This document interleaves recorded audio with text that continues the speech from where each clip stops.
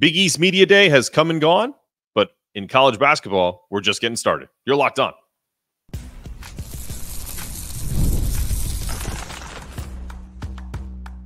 You are Locked On UConn, your daily podcast on the UConn Huskies, part of the Locked On Podcast Network, your team every day.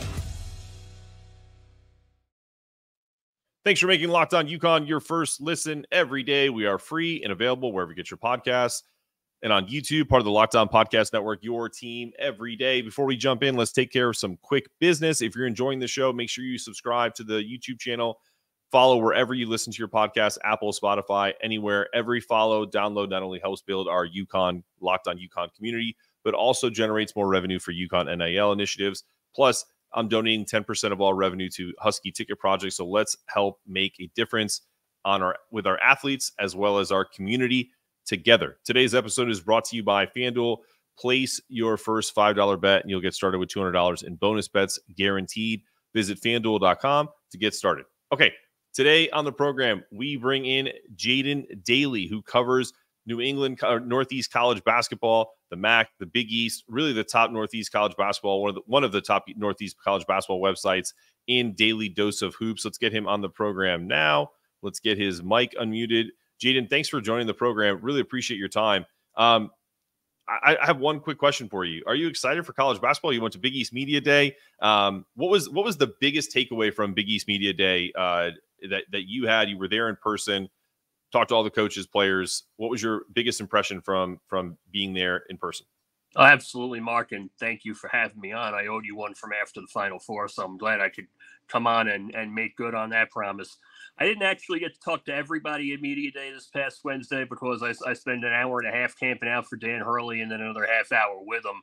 So a lot of my morning was focused on the UConn table, and I was very pleasantly surprised by how much the off-season chatter and the whole talk of a three-peat really wasn't the focus. It's just UConn going about its everyday business. And, you know, normally when you're a team like that, a program like that, chasing history, sometimes the elephant in the room creeps up a little bit and it gets to be more of a distraction. It hasn't been like that in stores. It's just been business as usual, another day at the office.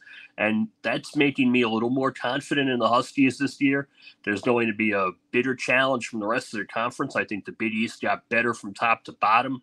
You look at teams like Creighton and Xavier and teams like St. John's, who could probably contend for second and third place in the conference and maybe even win the regular season. It's going to be a tough road for UConn this year. It's going to be a very intriguing and enjoyable Big East season, and I'm here for all of it.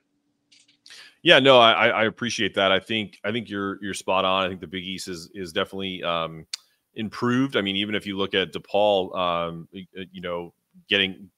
going from probably the worst Power Four conference a team in Power Four conferences to now likely having a fighting chance, bringing in some decent players and a new coach. You have to think Georgetown's going to be a little better this year with in a second year under Ed Cooley.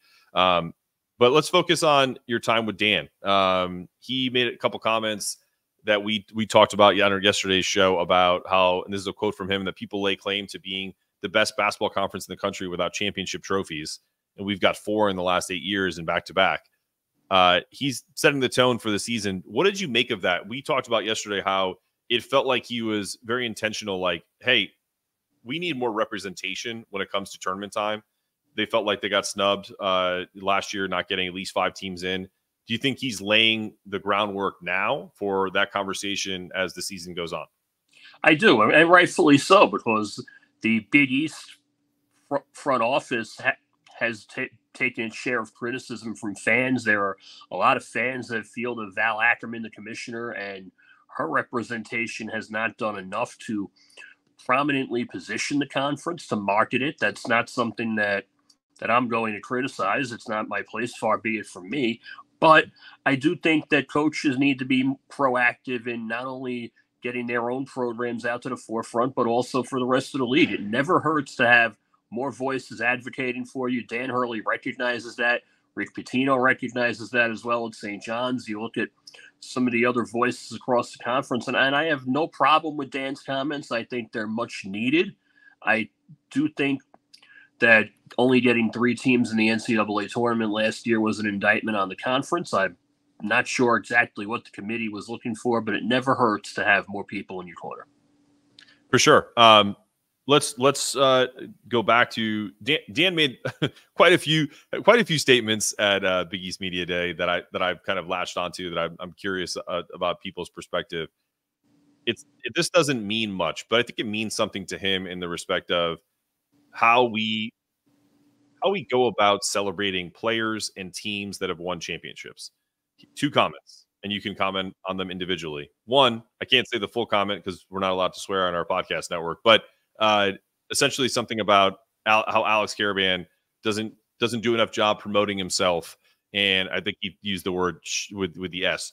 Does a crappy job, and probably should do some more TikToks. On a program I did on Tuesday, I said the exact same thing. I said Alex Karaban should 100% have been on a preseason All-American team.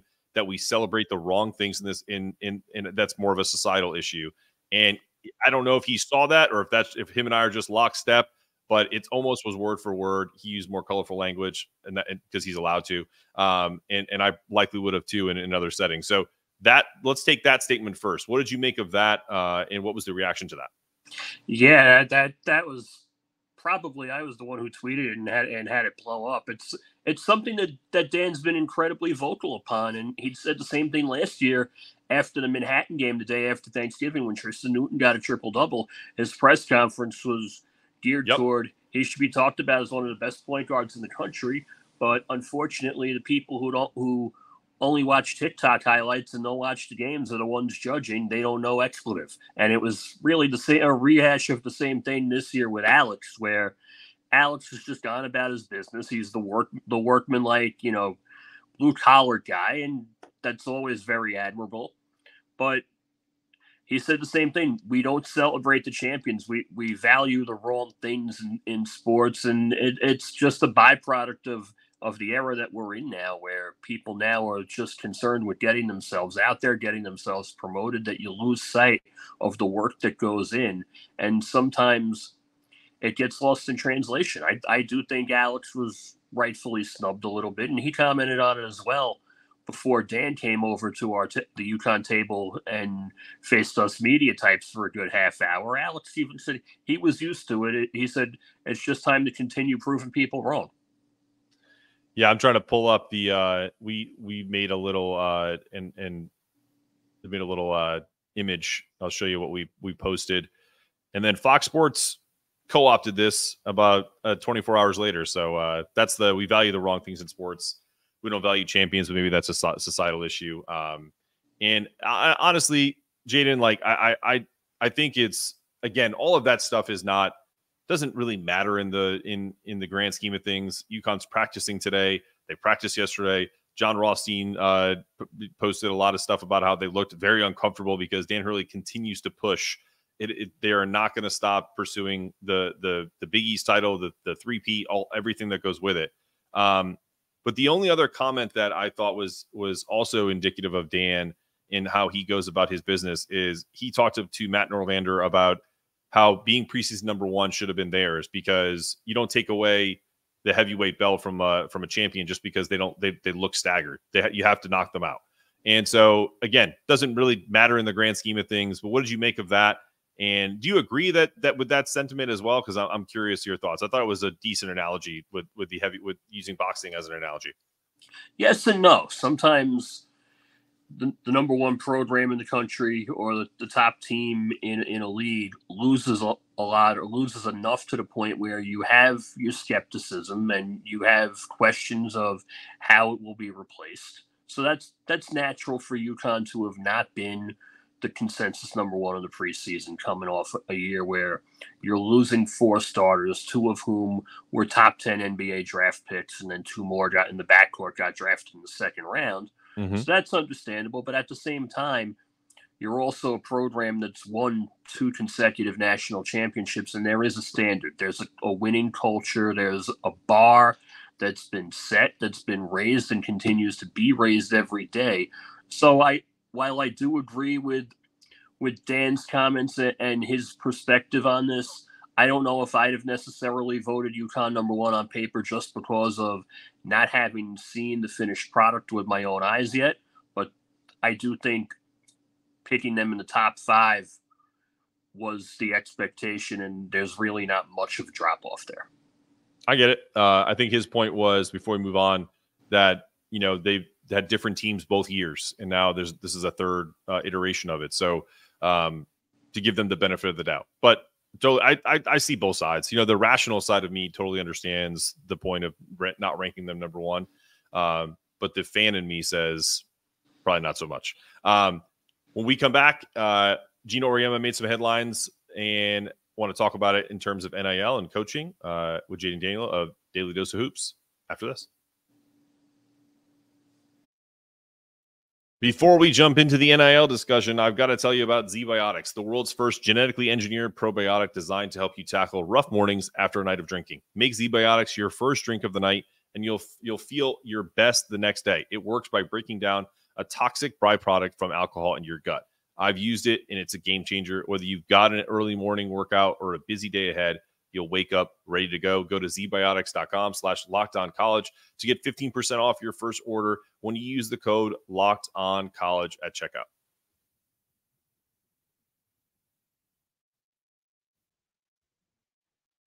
Have you checked out Prize Picks yet? It's the best way to play daily fantasy sports and make your picks on top players from any sport. This week, I'm looking at selecting Tyreek Hill for more than 97.5 receiving yards and Saquon Barkley for more than 67.5 rushing yards. It's super easy to play. Pick between 2 and 6 players. You saw the numbers I'm going with. Just pick 2 and 6 players, and then you'll go above or below the projected stats. That's how you win. Download the Prize Pick app today. Create an account and use the code LOCKEDONCollege to get a $50 of instant deposit with a match on your first $5 entry. Prize Picks, run your game. All right, we're back with Jaden Daly of at your Daily Dose of Hoops. Does a blog. I love it. I consume it quite frequently, so appreciate your work. Geno Auriemma, we talked about this a little bit pre-show, made some comments because obviously we do men's and women's coverage on Locked On UConn, and I thought this was really an interesting quote. And it's not all of it, but it's a part of it, and I'll talk about some more as we move on. So he was asked, how would he fix NIL? And he said, and he laughed, he chuckled and said, okay. Here's what I think. He said, and this is quotes. Well, the NIL part, I think it's a test. It's a test for whether or not people are full of crap or whether they're serious. Geno said, and this is via SNY. So it's a test for, do we keep the charade of student athlete and amateurism, or do we call it what it is? Semi-professional, pay-for-play sports.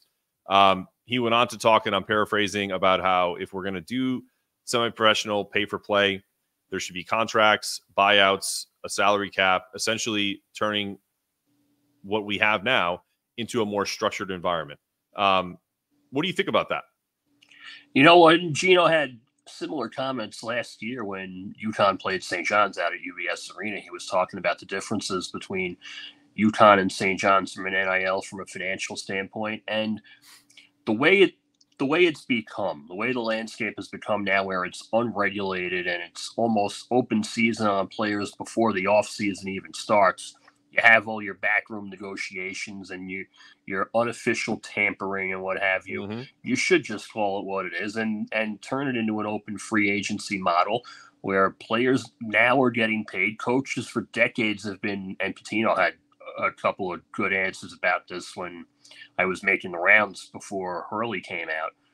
You have coaches that have been making 7 figures for decades, sure, and have not been allowed to either move on or can move freely without penalty, whereas players had to sit out a year. It should be a uniform set of rules for everybody. If the coaches can make money and move on, so can the players. If it's to the detriment of a lower level program, and I see it a lot from the mid-major level where absolutely 3/4 of the rosters are getting ransacked.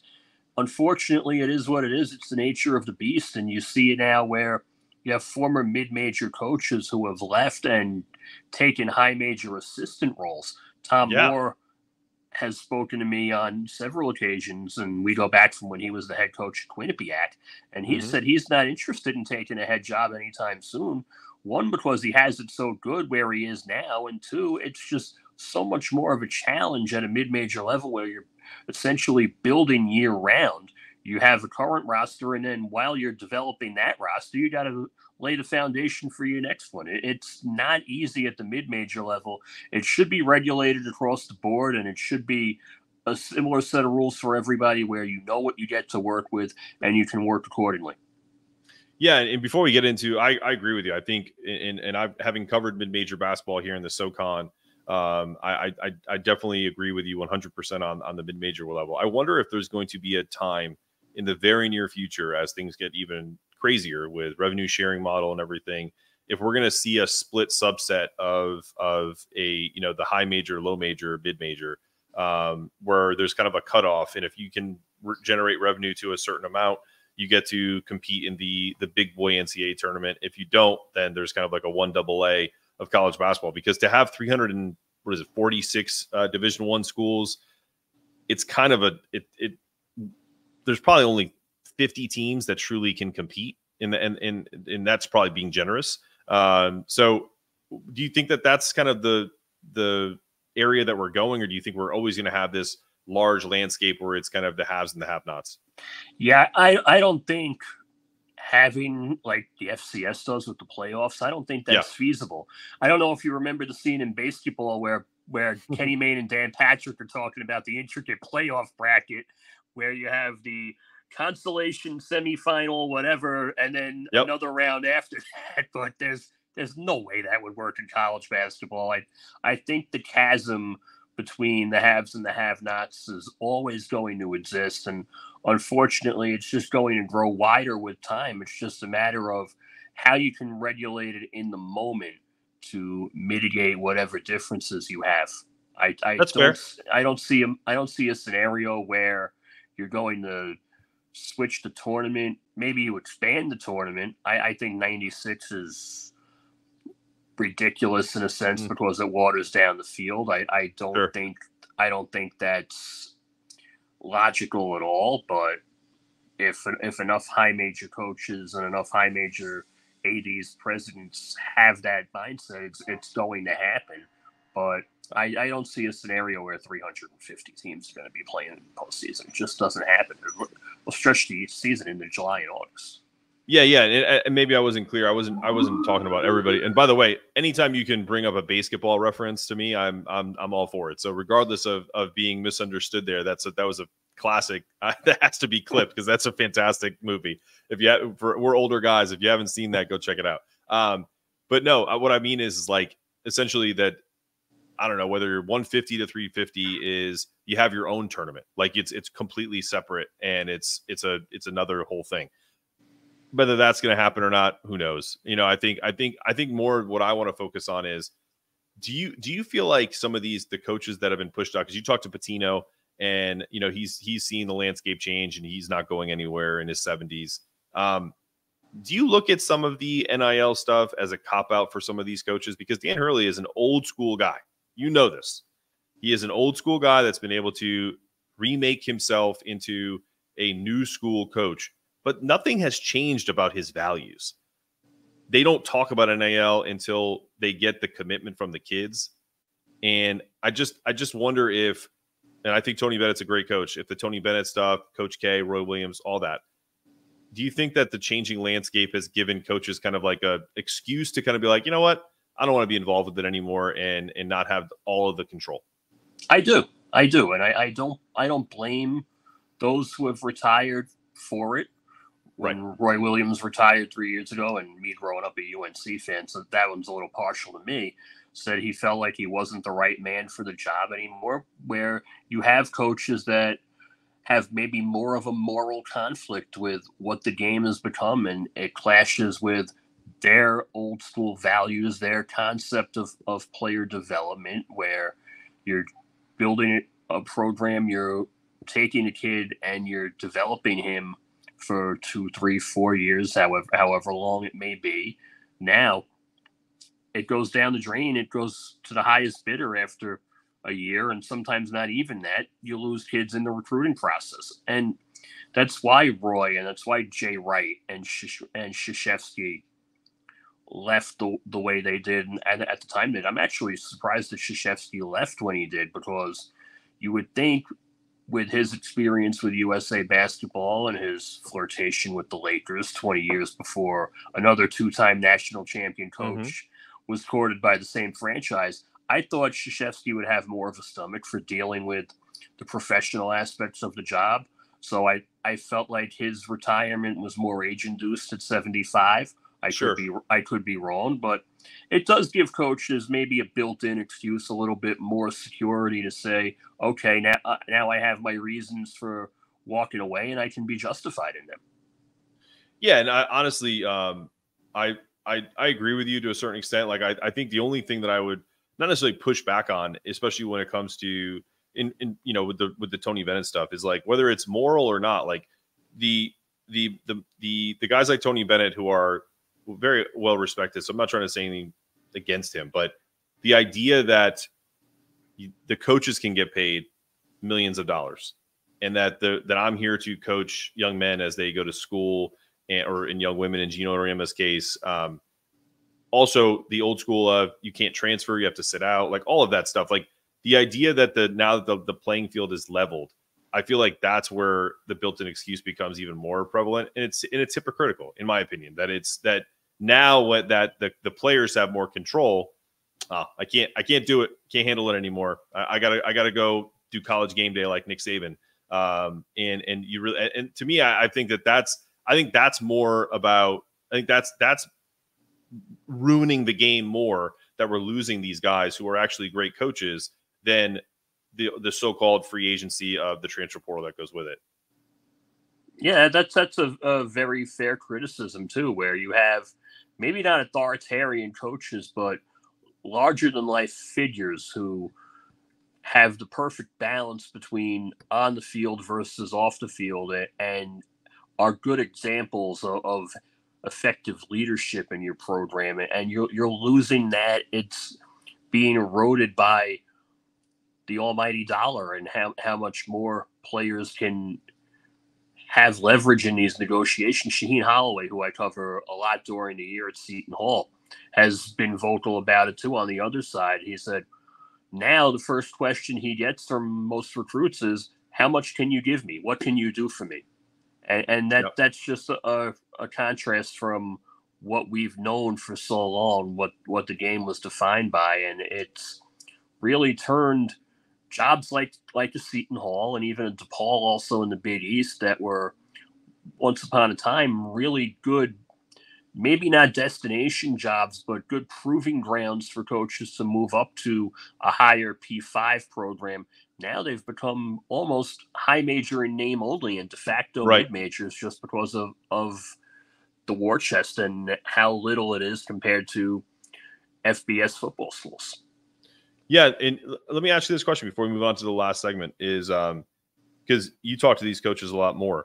Why do you think that, and this is pre-championships, Dan has talked about they don't lead with NIL, and if a kid does lead with NIL, it's not for him. They're just not recruiting them anymore. Why do you feel as if they've been able to institute that type of policy and obviously been successful in producing players and obviously winning titles, but other schools kind of talk about that like it has to go to the highest bidder? Because we all know that UConn does not have the most NIL of all the schools. It just doesn't. So do you think it's more on indicative in the coaches to prove that they can get these kids to where they can go, and NIL becomes in at the end, that the conversation needs to be, look, we know that you're going to get some money. We'll talk about that when we're done with the conversation of how I'm going to get you to the NBA and how I'm going to help you develop as a person. What are your thoughts? I do. I think a program's history and its reputation still gets you to the table, brings you to the dance, and it leads conversations. You look at UConn and what the program's done, for example, and the tradition and the rich NBA history of guys like Ray Allen, Richard Hamilton, Emeka Okafor, and so many others. And that resonates with a kid just as much as money does. But when you have all these different handlers and AAU, I know. stage parents and all NIL different agents, marketing people. yeah, all it. different circles, then the message gets, scrambled in translation, and sometimes you don't have as much of an importance in what you're trying to do. But I do think a lot of what you've done in the past, and it's true in the blue bloods like a Kentucky, a Carolina, a Kansas, and even some other programs like a Michigan State that has tradition, rich history, and a coach like Tom Izzo who's done it for 30 years. And I haven't really had a chance to get his thoughts on the topic because there's only one Big Ten school in the area, and they don't do media days out here anymore. So I would love to hear what he would have to say from his perch in the Midwest. But I do think a lot of it is predicated on history, on prestige, on what they've been able to do in the past. And then that's when the money comes into play as well. But for a smaller school who doesn't have the same history to speak of, the same resume to lay Money out matters. in front of a kid, it becomes more of a, okay, we'll give you this, and that. Come play for us. That makes sense. And I get that aspect. I get the challenges. I think sometimes I having you cover UConn every day. So it's, you kind of, you have that tunnel vision. So you really kind of don't understand the other side of it. So, but I get that from like Shaheen's point where it's Seton Hall and it, they haven't won in a long time. And, I just, it doesn't have the same history as UConn. So that makes a lot of sense. And I appreciate you clearing that up. All right. When we return, we're going to take another quick break. And then I want to get what Jaden is looking forward to and is excited for this season. I have a few things I'm looking at, and I'm curious where his head is at. And we'll get to that coming up after the break. What's up, NFL fans? The season is here. And with FanDuel, you're back with a big return.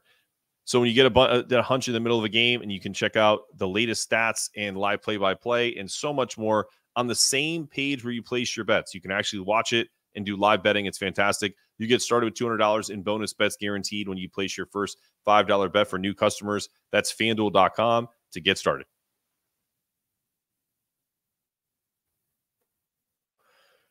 What's up for my friends at Home Field? If you're paying attention, look, this is home field gear right here. Don't forget to rep UConn with the best gear out there. And this is the Campus Classic pullover that everyone's really excited about. It's the perfect blend of comfort and style featuring a vintage UConn Husky logo. Where is it? Right there. There it is. And fans will love it. When you're at the game or watching from home, you'll stay cozy while showing off your school pride. Use promo code UConn24 for 15% off your first purchase.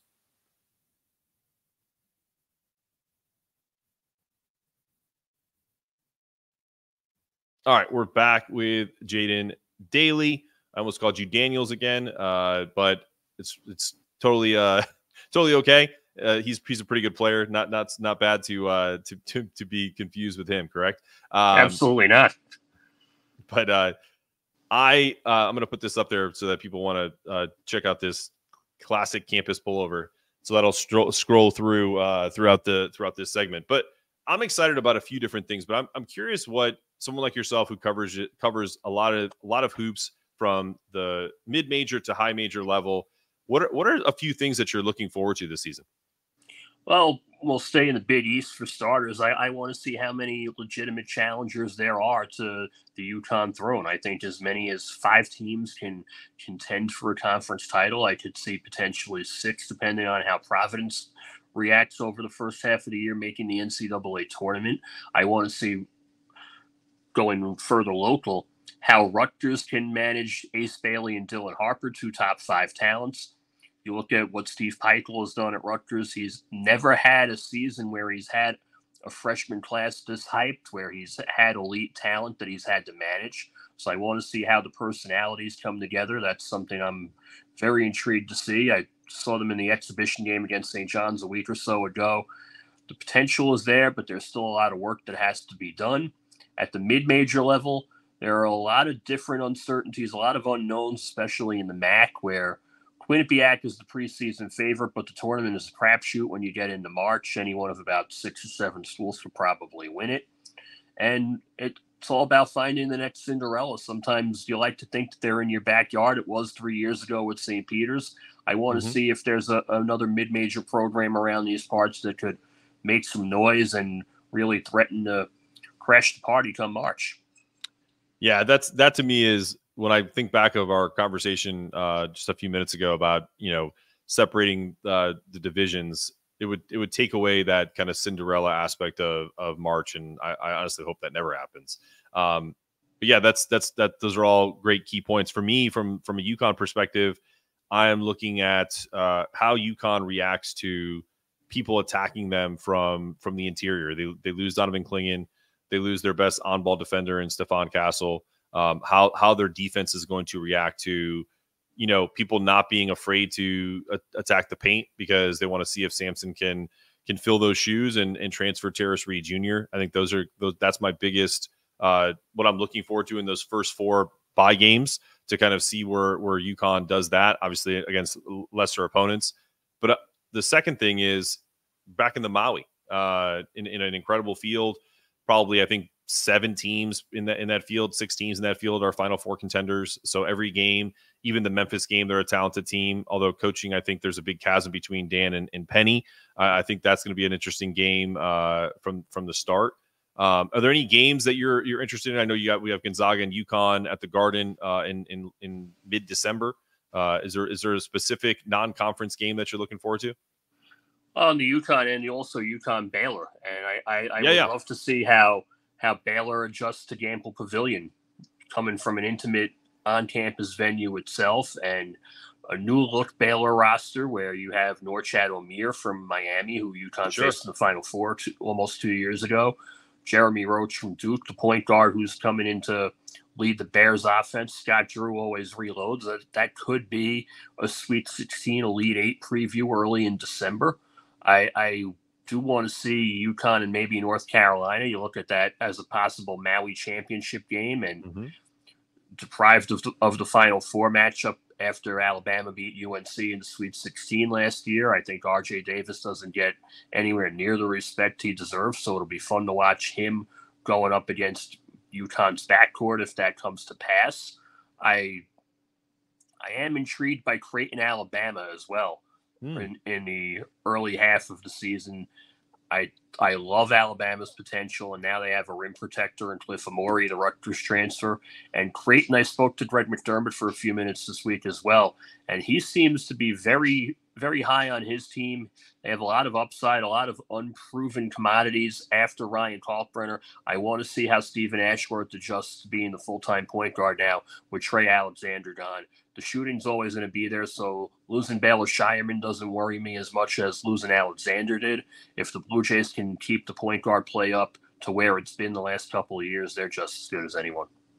Absolutely. Those are great points. Last question for you. Steer it back to UConn and their roster combinations. What are you thinking you're going to see in those first, let's say, 4 or 5 games before you even get to Maui? With I think Dan said basically Alex is the only one that's slotted in as a starter. So which players do you feel like, in your opinion, are you looking at as breakout guys? Is it Solo? Is it Jalen? Even someone like Jaden Ross? Like which of those sophomores would you look at? It's been both of them. I've been high on Jalen Stewart since the end of last season. He's been my breakout candidate, and I've heard so many great words about Solo Ball over the past month.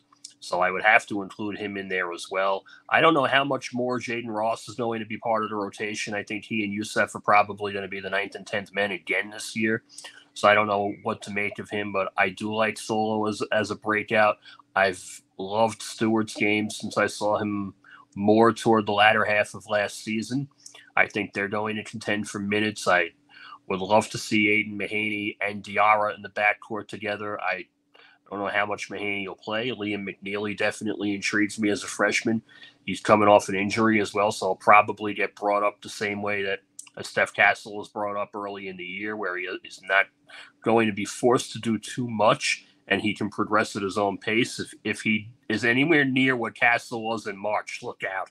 I'm Right. very interested in seeing how he adjusts as a freshman, but I really love Stewart. I think he can do so much, and you're going to see a lot more of him than people are letting on.